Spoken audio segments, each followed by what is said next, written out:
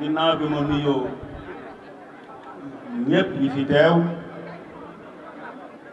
di wax ne kontaan naa tey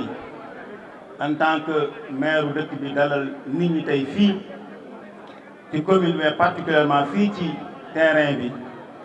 ngir ñu fekkee lii nga xam ne mooy cérémonie bii ñuy def tey seen teewaay yëkkati na bis bi ndax lii ñuy def tey mooy terrain bii nga xam ne defaraat nañ ko ba mu mel nii muy terrain multifonctionnel dañ ko rek tuddee terrain basket handball ndax loolu mooy norme bi ñu joxe mais comme ni ñu ko gisee discipline yu bëree bëri mën nañ ko fi def moom la ma secrétaire général bi wax léegi. kon nag terrain bi commune bi moo ko defaraat ba mel nii ci fonds propre ci lu mat 24 millions def ko fi ngir defaraat ko ba mu mën a mucc ayib ba ñu mën koo jëfandikoo. loolu nag ñuy fàttali ne dafa nekk ci programme bu yaatu boo xam ne commune bi daf koo dëgmal ci wàllu sport ak ci wàllu culture fexe ba commune bi ñu am fi ay infrastructure lu ñuy wax ay kër ay places yoo xam ne dinañ fi mën a doxal suñuy mbir ci wàllu sport ak wàllu culture. moo tax commune bi am na ay projets yu nekk ci kanamam du ma lim yëpp mais yiñ ci cité rek mooy yi nga xam ne mooy nekk nii suñu kanam bi ci njëkk mooy ci wàllu sport ñi ngi démarré nañu travaux stade bi nga xam ne bëgg nañ mu egg ci gaaw ndax lu mat milliard ak 300 millions yu topp war nañ ko fa def ngir bëgg ñu am stade bu mucc ayib. stade bi nag même bu paree ba ñu recevoir ko bëgg nañ ko yokk ba mu egg ci norme yu gën a am nekk la ci norme nationale internationale mais bëgg nañ ci yokk yeneen i jumtukaay ndax bu stade bi paree bëgg nañ ci yokk lu ñuy wax club house boo xam ne dina mën a dalal ay gan. fi mu nekk nii de prévoir nañ fi benn tribune 5000 places mais buñ ko ubbee ba pare am nañ possibilité yokk ñetti tribune découverte yoo xam ne dina yokk dooley stade. ci wàllu mini foot def nañ léegi démonstration fii ndax infrastructure bi moo pareegum waaye nag am nañu mëbët tabax yeneen i terrain mini foot yoo xam dañ leen ko dëjee te am na études yi def nañ ko ba pare am na place yoo xam ne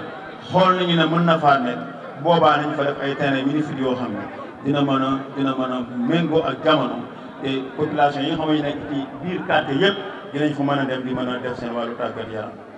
ci loolu aussi xam nañu ne am na benn plateau bu ñu démarré woon ñu ngi fexee def le tout ba ñu eggale ko ci biir lycée bi côté benn plateau multifonctionnel la woon boo xam ne defoon nañ fi mais dafa amoon jafe-jafe mais ñu ngi fexee eggale ko ba mu mën a pare bañ mën koo jébbal ñi nga xam ne ñoom ñooy monde du sport bi. sport du ñu bàyyi dara sport yëpp la ñuy laal arts martiaux yi nañ ci taxaw ñoom it gis nañu seen démonstration léegi dañu am jafe-jafe fexe ñoom tamit ba ñu am ay infrastructure yoo xam ne ay places yoo xam ne dinañ fa mën a taxaw def seen sport ni ñu ko bëggee. du ñu fàtte benn sport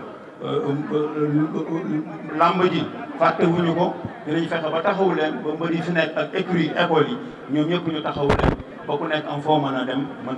faa yëngatu. sport bu mel ne beach soccer nga xam ne indi na Sénégal ay ndam yu bëree bëri te yëmbal fii aussi am nañ fa ay champion yu mag a mag yoo xam ne fii ci yëmbal lañ jógee ñoom tamit dinañ leen taxaw lu ñu mën ci li nga xam ne si mooy li ñu dëgg